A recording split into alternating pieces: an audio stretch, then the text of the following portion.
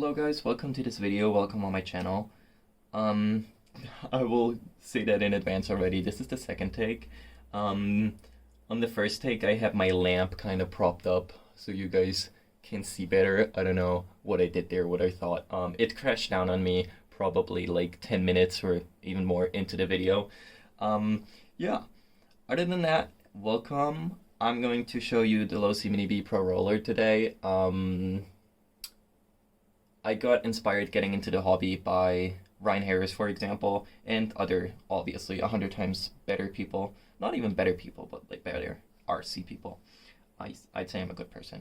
I got inspired to get into the video, and as far as I heard so far, like a buggy two-wheel drive is like the pinnacle of RC racing. Disagree if you don't think that's the truth. I don't know. I'm just new. That's what I picked up. But the tax to get into two-wheel drive racing, especially in buggies, is pretty expensive.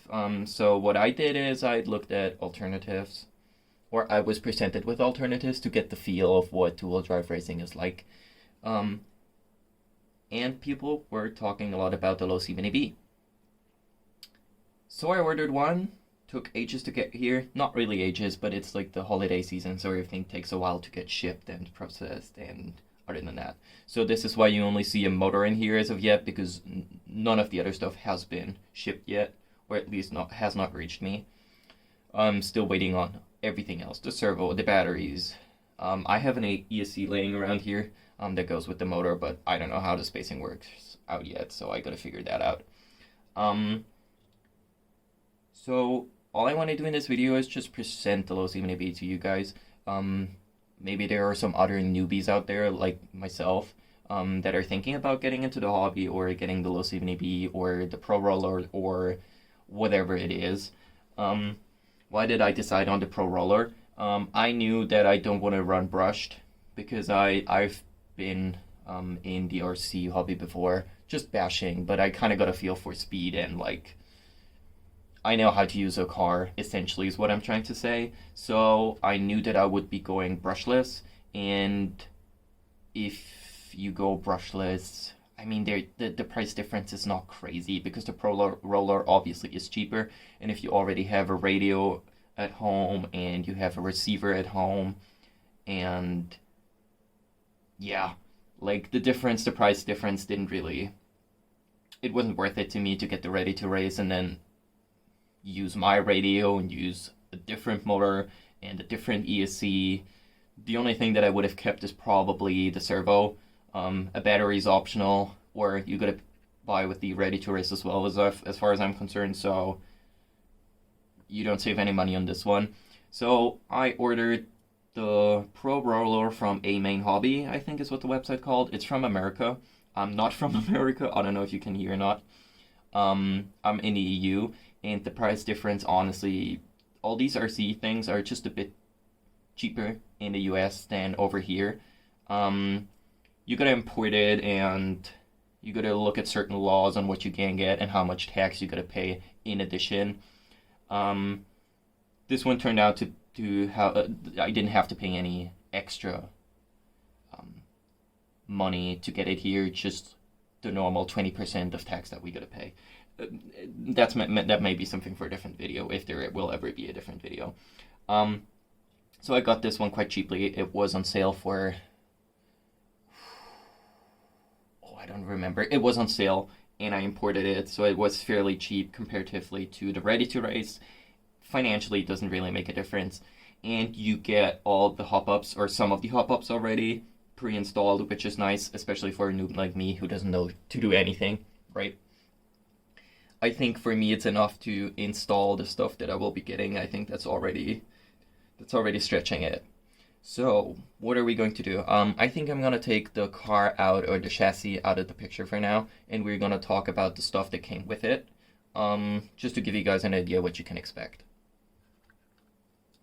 Let's set that over here, for example. Right. So what we get in the Pro Roller setup, we get these tools, this hardware. All I can say so far is that these are not great. If you really get the Pro Roller and you want to work on the car, don't use these ones. I have not even used this one yet. I ditched them altogether after not applying too much pressure and bending this one, and I think this one is already bent as well. So the hardware is not great. I've just been using this one, this random screwdriver that I had laying around at home with like a bit set. I don't know, I could show you the bits, but I guess you know what I'm talking about. Got it super cheaply ages ago, works fine. You don't have to apply crazy pressure with a small car like that. At least I'm not a strong guy, and I'm able to do everything that I need to with pretty much no effort. So don't use these ones. Do yourself a favor. Just ditch them and get yourself proper tools and hardware. Proper. I don't know if that's proper. It works for me, so I guess it's proper in my case.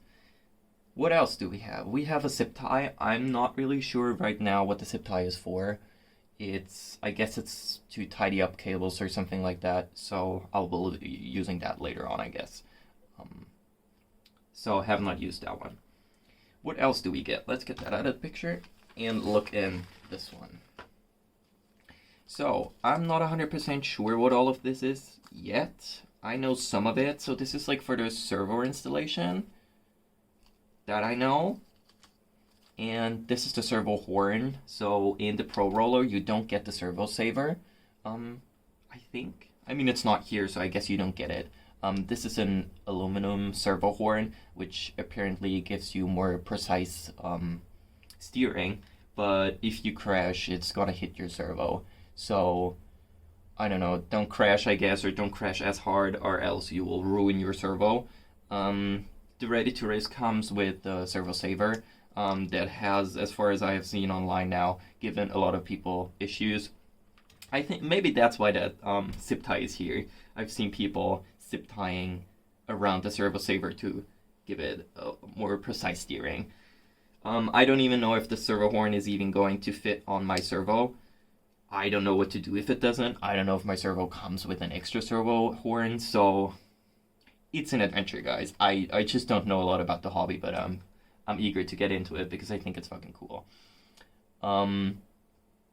Yeah, so that's that. Let's get that out of the picture. This is some more mounting stuff. I'm really not too sure. That may also be for the servo, or body stuff. If anybody has an idea what this is for, maybe you can let me know in the comments or anything. I'm still waiting on all the other stuff. I don't know if I said that so far in the video because it's already a second take. I don't know what I said in the last video or in this one. So I'm waiting on all the other electronics they still haven't shipped. I think it's just like the holidays. It's, what is it today? Mid-December, so I wouldn't be surprised if that's it. So, what else do you get? You get a little wrench. I can get the car in for this one. It has like a lot of different mounts or like screw sizes that you can pretty much get everything done on the car. This is for the tires. I haven't really looked into it too much because, as I said, I usually don't use the hardware or the tools that came with it. I will just use this one and get the proper bit on it and then use that on the car. But I guess that's cool if you want to take it on the go. Just throw it in your bag or whatever, but you should also always have a tool set with you anyways. So it's a nice touch. They don't have to include it. I don't really see the benefit, but it's there, so I guess if it wasn't there and you needed it, that would be worse. It's there, you don't need it. I guess that's okay. I think we can live with that. There is a 3M electronics pad. I think it sticks, so you can get the ESC in your car. I'll show that real quick. I have not thought about the layout yet because obviously I don't have all the other electronics, but you can just put that in here and put your ESC on it and it will stay there. It also provides some cushioning. Maybe it's for the battery. I don't really know. The ESC I think would work best in that case. We'll make it a bit higher though because it's quite thick. So I don't know if that's... I don't know if it will fit under the hood or not. We're gonna see. So that's in here as well. Then we have a lot of stickers. I actually appreciate the stickers. I think they're cool. I don't know where I'm going to place them yet. I also got this body here that we're gonna talk about in a second. You get all these stickers, the window stickers. I'm not going to be using those ones because I will just have them transparent. I already marked them off in here, as you can see. So I will not be using those. The other ones I will be placing somewhere on here. Maybe I will do a different video where I'm going to show my finished product or the painted body or whatever. I don't know yet. So, but I really like the I can show you a little bit more up close. I don't know if you guys can even see that. I like the stickers. They seem cool. You also get this big one. I don't know what they expect you to do with this one. You can definitely not put it on the body because it's just too big. But I actually thought about, once this car is done and finished and painted and everything, that I will maybe put it down here.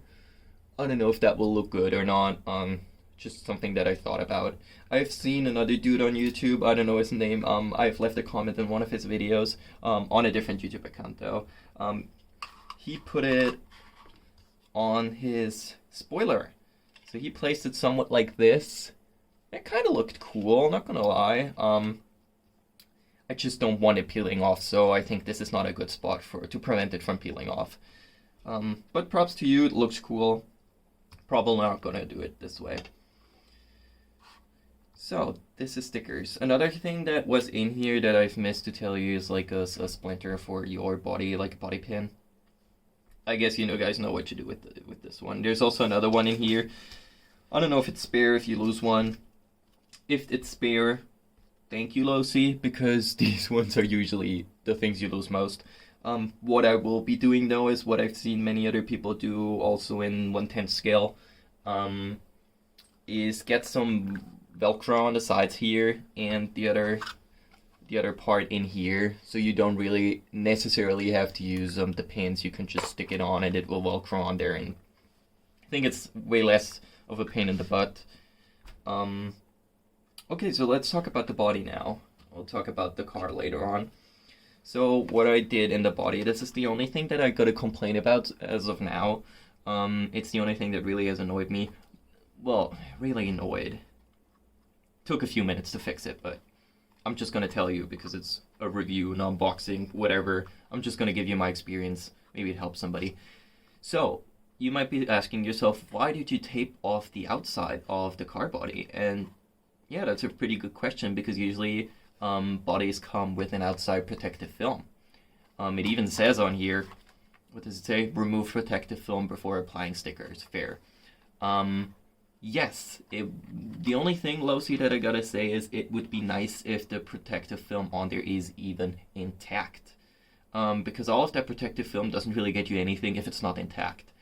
And there were many, as you can see, I taped them all off now, many blemishes and just little cuts in there from, I don't know, just being manhandled, I don't know. Especially here on these rounder parts that are kind of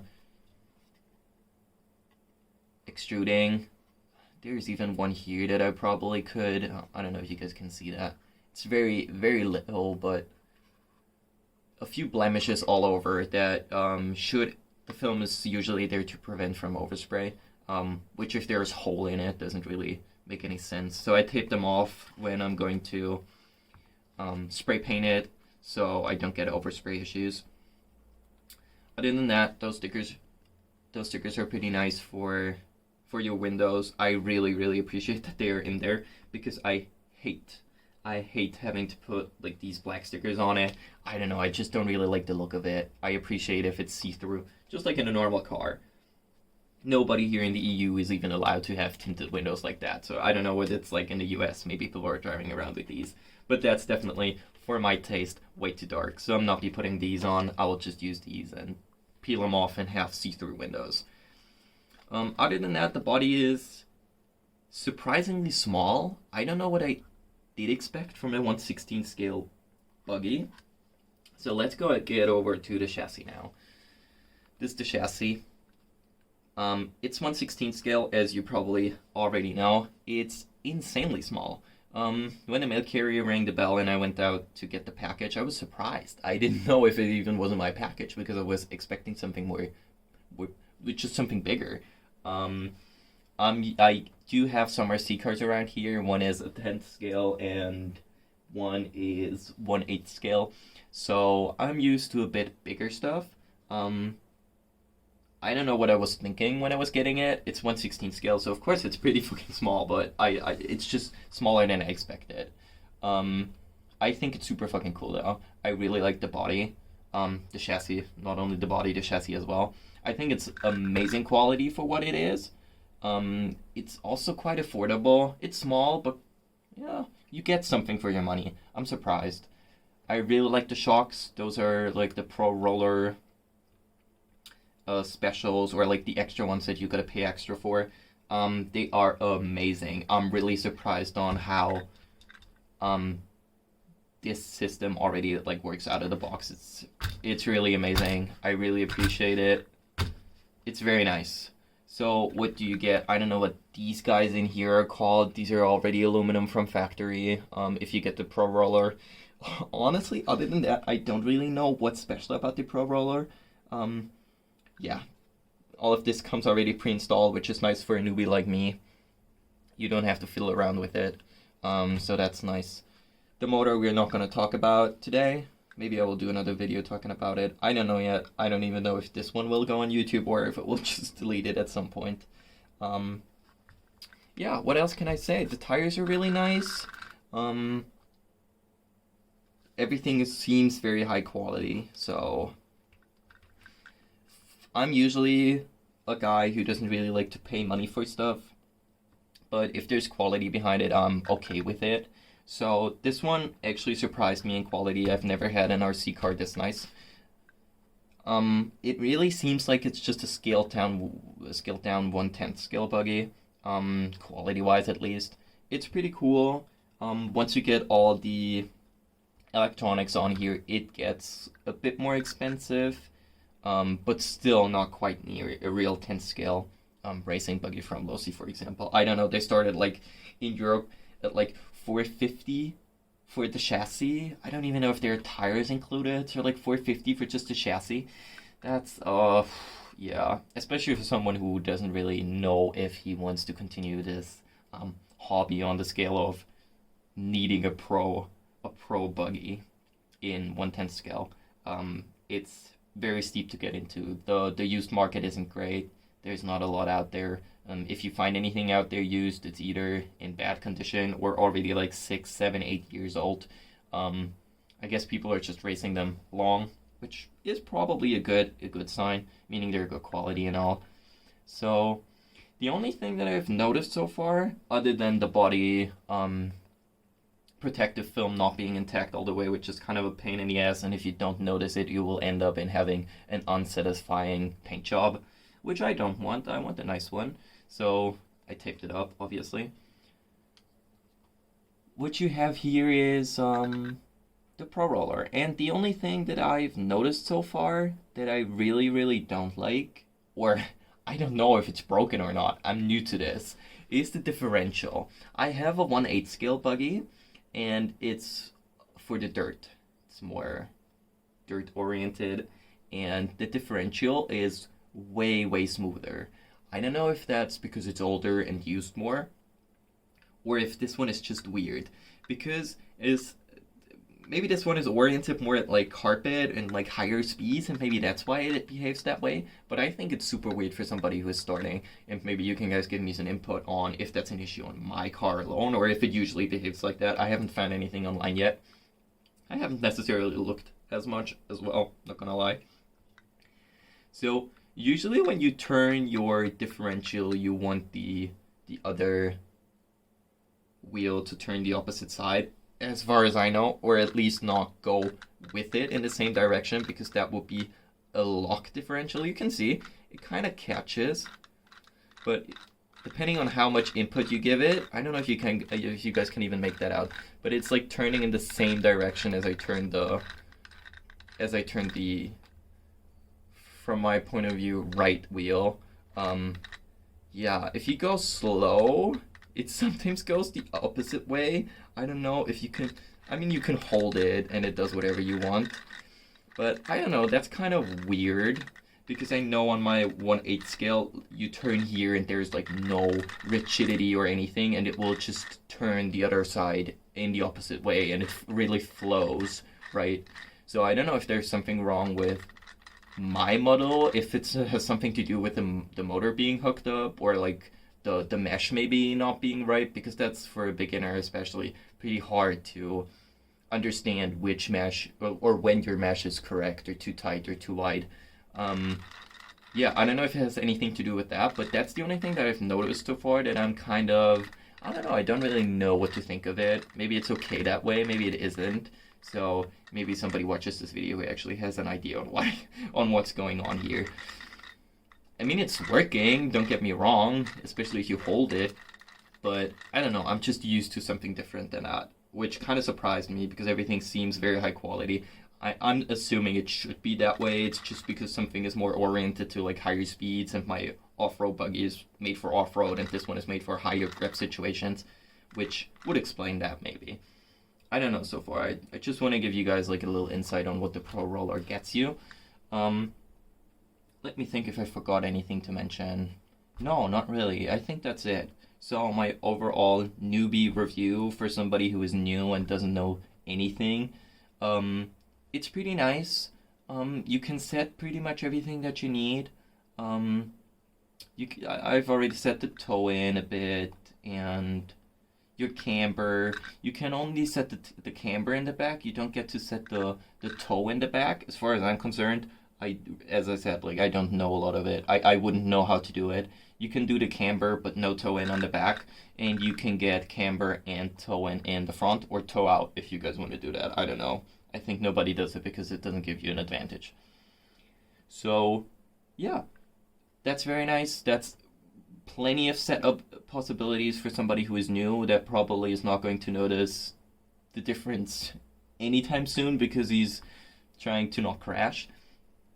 Yeah, what do I plan on doing with this one? I drive it. We don't really have racing possibilities around here, so I will be using it. Maybe I will do my own courts somewhere in a parking spot or a lot, or yeah, I don't know yet. I would be eager to race it, but as I said, there is not really the possibility here. We don't have local tracks that you can go to, especially no carpet. We do have some off-road stuff, but only 1/10 scale and up, and some of them are only 1/8 scale and up. I don't really think they will take me serious if I end up going there with this one. So I will just be racing it around, and maybe I will get to a carpet track at some point. Not really in the near future because there just aren't any around. We had one in Vienna, but they shut down like a year ago out of thin air. I don't know what happened to them. Maybe they just went out of business. I don't know. They had a nice carpet track, completely newly built. But they, after like 2 years, they just shut it down. I've not been in the hobby at that point, so I was just reading online on like the Facebook groups and stuff, and then updates on their website, and all of a sudden they just shut down. And I read people like in the comments of that Facebook post, it was like, oh wow, that's like why, and that's surprising. And yeah, I don't know. There was one in Vienna, but not anymore. There is one in Vienna, an outdoor carpet one, that maybe I will check out at some point, but I'm sure they don't race 1/16 scale. They may do 1/10, 1/8, I don't know. So that's it for now, I guess. If you guys have any questions or comments or anything that you want to say or let me know or give me tips on, or I don't know, just put it in the comments if somebody even stumbles across this video. I don't know. My first verdict, I really like it. I think the size is phenomenal. I think it's funny because it's so small, and if you put a brushless motor in it, it will go quite fast. So I think it's fucking cool. I like it so far. I can't wait for all my other parts, and maybe I will, once they are here, maybe I will make a video on maybe painting the body, or I don't know, just let me know what you guys want to see. So that's it. Make sure to give me a like if you liked the video. maybe somebody even wants to subscribe or write a comment. I don't know if I will be ever posting this video nor another one. Just throwing it out there. Maybe you guys want to support and help me get into the hobby. So thank you guys for watching. If you made it this far, props to you, like to you. Thank you, and see you guys soon.